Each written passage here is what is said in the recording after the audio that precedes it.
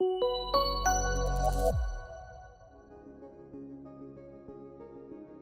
appreciate you guys being here today because a lot of people are doing a lot of other things, but you're here today. We're going to talk about future-ready CTE today. But I wanted to start off just telling you guys, this is a conversation, okay? It's a conversation. This is going to be more than me just talking. If you have a question, you can raise your hand. We could talk about it because you know what happened is I bet a lot of us, you think differently, but you work with people maybe that don't think is like you do. Well, we're here in an area where you guys probably think similarly with a lot of things we're talking about today. So guys, we're adapting to AI. You know, of course, people are using ChatGPT. They're using a lot of different apps and things like that. But I'll start off with this. I want to ask you guys a question since we're all here today. Who in here has ever been afraid of being automated as an educator? You have? Why would you say that? I was working in curriculum design for an adult learning app. Our company was working on developing a students interested to their end. Yeah, and guys, just think about it. This is just the start. No, I may not look it, but I was here around the time when the internet pretty much got started. I mean, we had the chat rooms, things like that. Look at where we're at today. So if we would look at how the AI is today, who knows what's going to be 10, 15, 20 years down the line to go to your point. So guys, I want to get right into it. My name is Dr. Carrington Falk. I'm actually, last year, was a 2024 ACTE National Leadership Fellow. So I was at San Antonio, and I'm Region 2. Any Region 2 in here? Region 2? Oh, I'm the only one from Virginia. Where are we from in here? Anybody want to shout out their region in here? Oh, go ahead. 5. Oh, 5? Okay, we got 5 in here. Okay. So guys, I know that in the app it says that I'm a high school teacher, but actually just recently, I'm now a lecturer of marketing at Old Dominion University in Virginia, okay? So I am a former CTE educator in high school, also a DECA advisor. You got any DECA advisors in here? Yeah, so Virginia DECA. So, but I'm also founder of Road to Innovation, and that's really what we're gonna talk about today is the road to innovation. Okay, and so here's what's on the agenda. The reality, we talked about it. Artificial intelligence, automation shaping the future of work, right? The challenge is innovation inside of rigid systems. Just think of your school and your school system right now. Are they open to some of the ideas that you have? Maybe, maybe not, I don't know, because things haven't changed in years. Just think about it. I have a framework for you today called the Thought Innovation Roadmap that I've developed. I'm gonna go over with you that you can use. And then application, because guys, I call people who want to disrupt education and how it currently is, I call you edruptors, right? And so I believe, and I know through research, small wins lead to big change, right? And that's what we're gonna talk about today with innovation. And guys, if you don't mind, I'm writing my first book called Edruptors. If you wouldn't mind helping shaping it, I have a few surveys and things to do today. So we're gonna get going. But guys, what are you gonna walk away with? A clear picture of the shifts transforming the future of work. You're also gonna get some tools that you can use immediately to elevate your CTE programs. And like I said, a chance to influence the direction of the book, Edruptors. So guys, we're on a road to innovation. One intentional journey from reality, roadmap to action, guys. And so when you're talking about disruption and edruption, we're talking about taking action. Each section builds towards your next leadership step. And it doesn't matter your position, and that's one of my things. You don't have to have a administrative position or you could be a teacher, you could be any role to lead. But today is going to equip you to lead your program into the future. So guys, does anybody know what this is on the screen? I'm kind of a geek about it. Well, guys, we just sent it up into space not long ago. It's called the James Webb Space Telescope. The difference between this telescope and any other telescope is that it has infrared sensors on it. And what it's allowed it to do in space is to make visible stuff that wasn't visible before. We couldn't see it with all these other telescopes. But now it reveals what was always there. But wouldn't you know, guys, everyone in here, I see you guys as, who in here is creative? Raise your hand. You think there we go, a creative educational leaders. You're doing the same inside of schools today. Innovation begins with seeing differently. And I have my quote here, creative educational leaders make the invisible visible. Just think about it. There's stuff that you uncover every day, you see it, but other people don't see it, but you do. And you have the power to disrupt, to edrupt, and make the invisible visible. But what does this look like in schools? What does it look like? Look, there's hidden gaps in schools other people don't see. buried opportunities, skills industry sees first. And guys, think about CTE is we're close to the industries, right? So these hidden gaps drive outcomes long before data does. Because sometimes we get the data later, but these are happening today. The opportunities exist beneath every program surface. But like I said, we're getting the invisible and making it visible, right? Industry sees the skill shifts before school sees it, right? And so, guys, more discovery equals more questions. We go back to the telescope. Well, now that we can see what's in space more clearly, we're gonna have more questions about what's out there. That's the real driver of what I'm getting at and want to be here today to tell you is we need to ask more questions. We do. And here's the thing, better questions lead to better solutions, better answers. Reflection drives every future-ready program, right?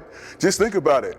Are we reflecting on what's happening? Speaking of reflection, I would like one or two of you to answer this. What are you seeing this year that you've never seen before in your schools today? Here we go, thank you. I feel like it's been a shift that's been kind of slowly coming, but I'm seeing kids that are 16, 17 years old, they've taught themselves how to code, but literally read and write it like a third word. That's happening, and I'm glad you said that because, you know, looking at AI today and ChatGPT, it can literally write something for you. But if you don't have that baseline of knowing how to write or knowing how to code, you're not gonna know what you're doing.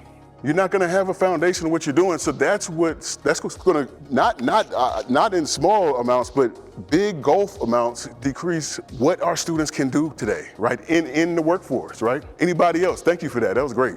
Thank you for that. Anybody else? What have you seen? You've never seen it. Well, guys, I'll tell you what, as we go through, if you wanna add it, you can, but thank you guys. So guys, but here's the thing, even if you haven't seen it, or you don't wanna say anything about it, nothing is the same. Just think about it. Is it the same? Reflect on that. Creativity is the new productivity. We talked about it. Who's creative? Who feels like they are? We are all creative, right? And we could talk a little bit more about that, but guys, diversity drives innovation. We need not only more ideas, but different ideas. And then adaptability is now career currency. Guys, because if we don't know what's coming up next, we need to be able to be adaptable. And guys, this is where a lot of my research is the fourth industrial revolution. But if you look back at all of the industrial revolutions, who in here is a history buff? Anybody like history? Yeah, there you go. So we talk about the industrial revolutions, right? We go from the first one, steam engine, you know, back then, this new technology. One thing I want to say, guys, is new technologies aren't a new thing, right? Because then we jumped up to mass production, right? Assembly lines, automation, into automation, computers. And now we're at this cyber, the Internet of Things, AI. That's a shift. And we're going through a shift today. This is definitely the biggest shift we've seen ever. And so guys, this is key. CTE is positioned to lead, not follow in this. You know, has anybody in here felt like CTE's been treated like the redheaded stepchild in education a little bit? Here's what I believe, and look, I hope you believe this, right? Going into the future, and we're getting students future ready. CTE to me jumps to the front of the line because we are connected to the next generation of jobs and the next generation of work. We're defining really what work means to us. Look, we might get work taken away and it's all leisure now. Just think about that. If you didn't have to work, I bet a lot of you would be like, yeah, I'll be glad about that. But we like to work. Inherently, just think about us as humans. So guys, the future is moving faster than schools. Because schools aren't moving fast enough. One of the big things today I want to come and say is that we need to move fast. We need to move now. We need to act now. Industry changes faster than systems. Shift in the narrative from dystopia to possibility. You know, when I say dystopia, who in here feels like the robots are going to take over? This is going to take over with AI, these different things. Well, guys, I don't believe that's the way we should think about it, because we need to be able to partner with these technologies so that we can do things even better and greater than ever before, right? And so we need to go towards possibility and not doom and gloom, right? CTE can become the engine of future readiness. That's the idea, guys, is we can define it for us and for students. What's the real problem? Well, CTE prepares for jobs, but not for change, right? We need to be adaptable. And the next workforce needs thinkers, not task doers. We need thinkers, and that's the difference, because if you think about CTE, what is your first thought of CTE from vocational tech, like terms like that? What are we doing? We're doing things with our what? With our hands, right? We're doing tasks. But we need more thinkers today. And then the innovation gaps are mindset gaps, not resource gaps, right? We need to be thinking differently and asking more questions. So guys, the real reason we struggle to innovate, this is it, is because systems reward compliance and not innovation. Just think about your schools today. They're gonna reward you for doing exactly as what they want you to do, right? But they're not gonna reward you for your new thinking, not innovation, right? And we're gonna get to soon what innovation actually means, because people use it as a buzzword all the time. So PD fails without mindset shifts, right? We need to shift our mind, our thinking. Educators aren't uncreative, they're exhausted. Who's exhausted today? They think it's been a full conference week, but yes, in our schools, right? And then also, innovation requires restored clarity and agency.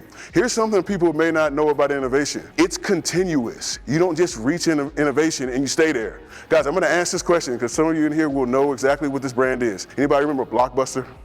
Anybody remember it? Well, what happened to them, right? They stopped innovating, and who came in? Well, first it was Redbox, if y'all remember Redbox. And then who was it? We're watching it right now. Netflix, right? We got the streaming. If you know the backstory, they could have pivoted. They didn't stay continuous, right? And so it requires restored clarity. And so guys, here's my roadmap. We're gonna get to my roadmap here. And so this is the thought innovation roadmap. We start at question asking, go to ideation, then strategy, eruption, and then innovation, right? And so this is a human-centered framework for rigid systems, like education today, right? This makes innovation practicable, repeatable, and sustainable, okay? So we're at it. What does innovation really mean? Because guys, don't you know that education, we have a lot of buzzwords in there, right? We have all these buzzwords, but what does it mean? Innovation is something new of value. I think people stop at something new. They say, hey, we need innovation. They think, hey, we just need something new. But you don't know what that new thing is. But here's the thing, it needs to be of value. You need to be able to use it. Just think about it. If we wanted to create a new pencil, well, we have billions of pencils. Like, well, what makes it more valuable than the pencil we had before, right? What new does it do that helps us that much more, right? And so these small shifts create big transformation when you focus on innovation. And innovation is a process, not a moment. And I'm gonna get even deeper. It's not just a process, it's a creative process, okay? A creative process. So guys, we talk about the process and we start at question asking, just touching on each of them. Better questions lead to better pathways. Guys, we talk about career pathways in CTE. Most programs protect the wrong questions. Who in here feels like your school is running off the wrong questions? They're old questions today. There we go, old thinking, old ways of doing things. But I'll tell you what, curiosity is the starting point of change. Curiosity, asking questions, literally. So guys, I want you to turn and talk for 2 seconds. What's a question your program avoids? And I want maybe one group to share out, maybe the person next to you. What's a question your program just avoids? Just real quick. We'll just talk about it. What were you thinking about? You okay? All right, guys. Hey, does anybody want to share? I heard a few things. I walked around a little bit. I heard a few things. Anybody want to share what you and your group were talking about? Anybody want to share? Yes, thank you. I'm at Oregon, Portland. Oh, okay, nice. I was going to say they avoid creating a standardized statement so that students don't cheat. Guys, did y'all hear that? So they don't have a standardized AI statement so students don't cheat. Who in here has seen cheating with AI in their schools today? Yes, definitely. So guys, that is very important because then you don't have a framework, a standard for that cheating, right? And how you might police it, and also what you'll do if somebody does cheat, right? And so that's very important. Anybody else? Great, that's a great one. Anybody else? One more. Yes, thank you. Yeah, we're an education pathway, teaching pathway. And yes. We kind of turn to each other and said, we've already talked about this a little bit, like, are we really trying to sell this profession to these kids? And if we are, I mean, you kind of had it better, like, what is education going to look like in the future? We have no idea. What are you teaching? Guys, I'm gonna be honest with you, we may not be able to teach soon. Humans may not be teaching. It's something, who's ever thought about that? Yeah. What do you think about that? Oh, I'm absolutely terrified to Yeah. be out of a job in about 15 years. Yeah. I think if they're not on the creative side of things, planning for classrooms that don't look like classrooms, so learning spaces and time and having areas where they can go. So it's gonna take that interview to plan for that next level of what education is. Right. Well, you're right. Those are definitely common fears, and that's something that I do think about. But I will say this, and I talked about it earlier. We have a chance to define the future, to build the future. And I don't know if, I want you to think about this. Well, let me ask y'all this question. Who in here can tell the future in here? Anybody we got a, well, can I tell you how we build the future? If we build it, that'll be the future that we come to. So we need to act today. That's what we need to do. We need to build it, right? And guys, the second step is we need to get the ideas going, because ideas aren't the goal. They're not the goal, really. Possibilities are. And we talked about going from problem to possibility, expanding thinking before evaluating. And guys, this is key. Creativity requires space, not perfection. Guys, those of you who are creatives, it's not a clean thing. It gets messy sometimes. You're iterating. You're coming up with new ideas. We just need the space to do it. So if you want to put that in your classrooms and your schools and your districts, create the space. And guys, we need strategy. And this is one of the things I like telling people, because ideas die without a strategic path. And if we have any hunters in here, you'll get this, right? What are you hunting? We need clarity, sequence, ownership of these ideas after we're questioning. And transformation requires disciplined execution. Well, how do we get to that? With strategy. We need it, because if not, we're going to be, who in here has ever put a bunch of resources to a snack or not enough resources to a meal? And so just think about that strategically. And guys, the step four is adruption, because when we've asked questions, we have a strategy. Well, what do we need to do? We need to act on it. Guys, we need to be intentional of what we're disrupting, of that process, and we need to go towards progress. Guys, we need to pour what we have, not what we lack. Because I think, who in here thinks about this? You may not think you're ready to get started. Anybody ever think that? You don't have enough to get started. But I'm gonna tell you today, you do have enough, and you gotta use what's in your hand. So it's not what you lack, it's what you have, and you're gonna use it. And small targeted actions move systems forward as an adruptor. And guys, last step is innovation. And we talked about it being a continuous process. You actually don't stop here because you're constantly figuring it out. You don't want to be blockbuster, right? You want to constantly be iterating. Innovation shows up in small, repeatable wins. Scales from classroom, program to district. That's how you scale it. You can literally scale it in a small space and scale it up. Anybody ever built a program in here? From a small program? Yeah, there you go. Small, and then what? The district's now using it, right? I know we have innovators in here. You can innovate even if your system doesn't. And remember, small shifts lead to big change. Big change. But here's the thing, guys. Are we really innovation ready? Many schools want innovation, but aren't built for it. They're not. Systems, schedules, and habits often protect the status quo. I heard status quo over here. Somebody said the word status quo. Because guys, that's what we're battling, is the status quo. We literally are. And that's why a lot of schools haven't moved in years. We're still with the Death Star in rows, right? No one's thought about how we can maximize the space, right? Some leaders are ready to move, but others feel stuck or alone. Anybody else in here feel stuck in your school today? You feel stuck, you feel alone, right? Here's the question. Wouldn't you want to know where you and your program stand today? Wouldn't you want to know if you're innovation ready? You don't mind getting your QR code readers out. I have something for you. It's the Innovation Readiness Scorecard. It's a quick activity. It's not long at all. It will literally give you your archetype of what type of innovator you are on if you're innovation ready. And you can do it right now. I'd love for you to do it now. Guys, we got the collaborative catalyst. We have the disruptive dreamer, the visionary architect, the adruption trailblazer, and the adaptive innovator. Guys, when you finish it, and it takes less than 2 minutes, it's a few questions, you're gonna receive a personalized roadmap for your next steps in your email. And this is essential, guys, for applying today's session to your program when you go back to your states, to your regions. Because guys, we need transformation now, right now. So I'm gonna give you a few moments to do that. I'll just take a walk, and then when I get back up, we'll finish up. I think by the time I get back up here, most people will be done. Yeah, and if you didn't get it, just make sure you get it and fill it out. It's gonna come right straight to your your email. Just get my steps in today, Becky. All right, so it's literally just a few questions. I think some people are done, but and it's no rush, just kind of go through and finish up. But yeah, it'll come straight to your email, and it's literally a whole report on what your innovation readiness scorecard is, what your archetype is, and that's how we're gonna get started. So, as you guys are finishing up, what I'm gonna do is I'm gonna move on to the next slide, and that's not to rush you at all. I'm just gonna keep going because we have limited time. But just once you're done, if you don't mind, yeah, and then make sure, if you got the QR code, I'll give you a chance to get that, but we'll get started. All right, does everybody have the QR code right here? Perfect. All right, so guys, I'll talk a little bit about this as you're finishing up, and like I said, take your time on that scorecard.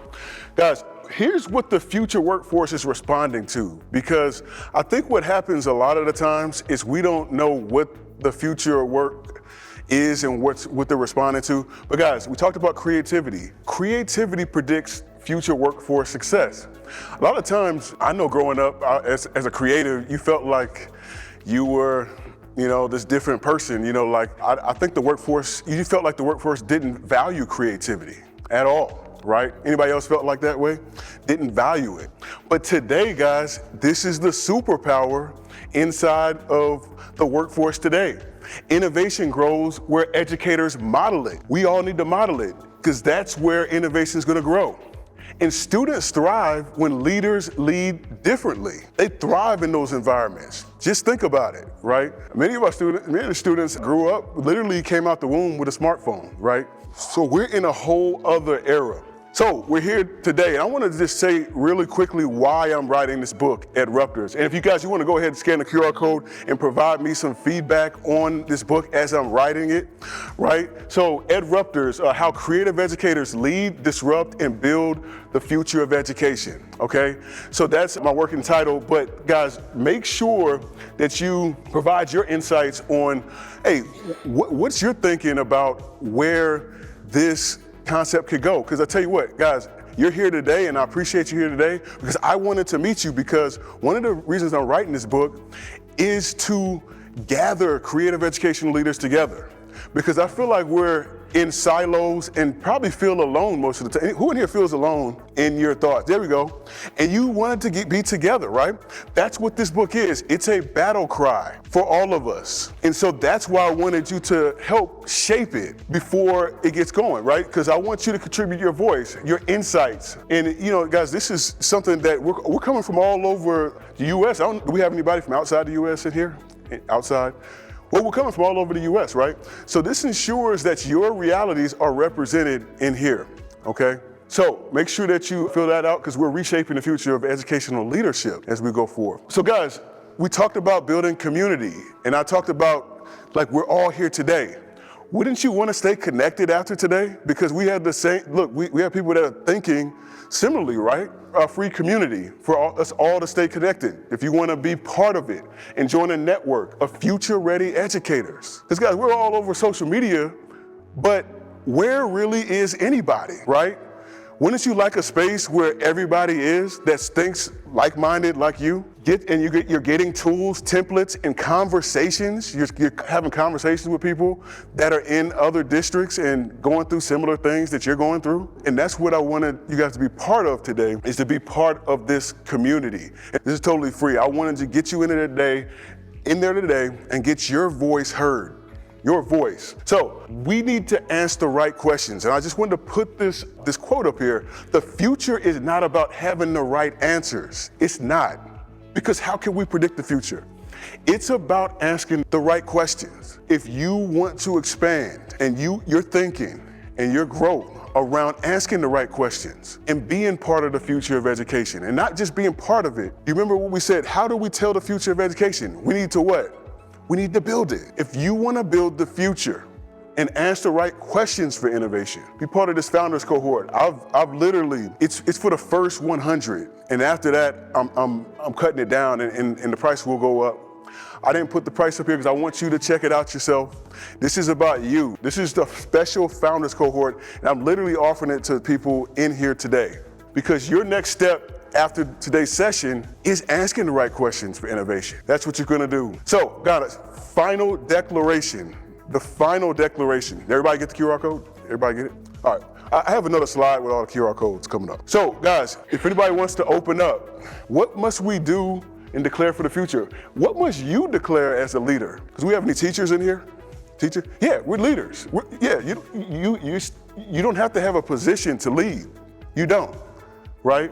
Because innovation begins with a declaration, Let's get one person in here. What do you declare the future of education? I would say that if we don't fill the spots, technology will. There you go. You said it. And you know, you said something, fill the spots. That takes what?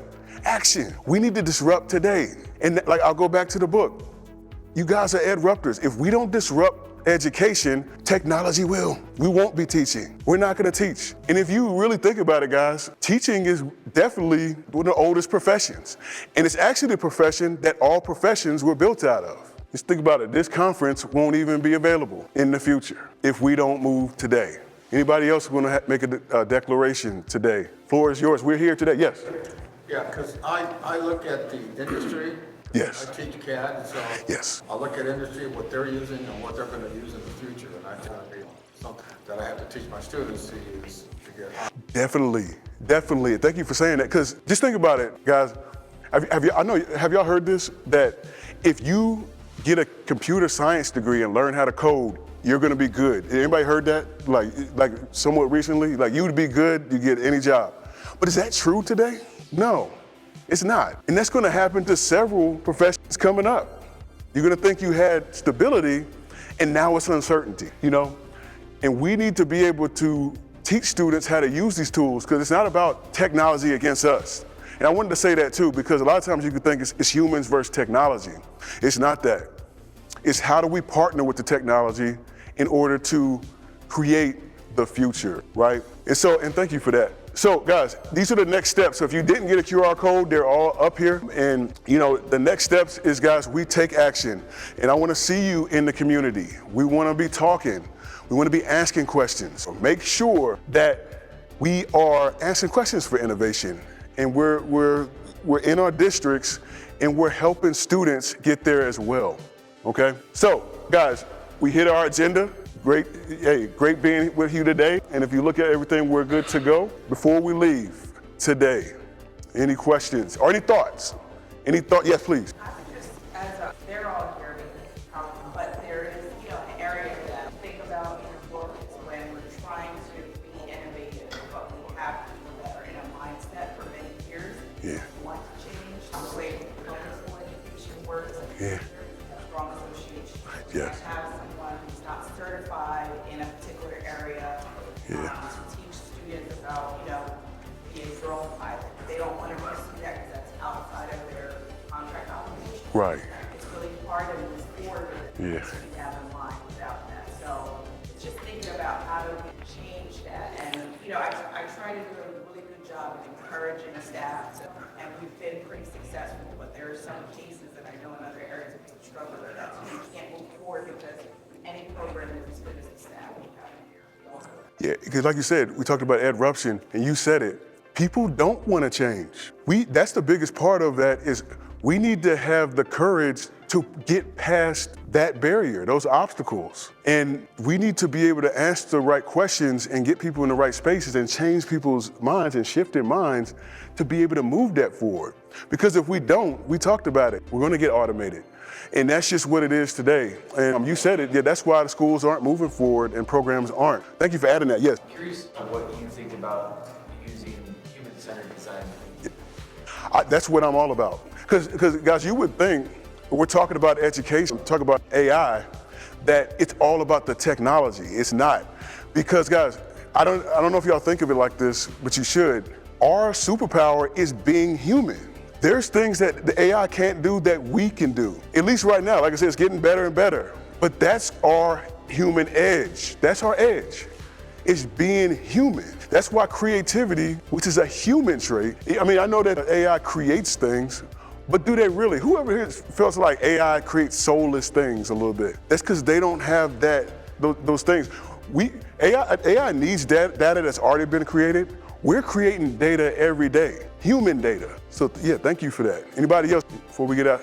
All right, guys, if you want to stay connected with me, that my email is up there. That's my ODU email. If you wanted to, I got my website up there. But guys, thank you today. Thank you. And guys, y'all do one thing for me real quick, if y'all don't mind. I like doing a selfie at the end of my presentations. Y'all mind coming up here with me and we do a selfie real quick before we head out?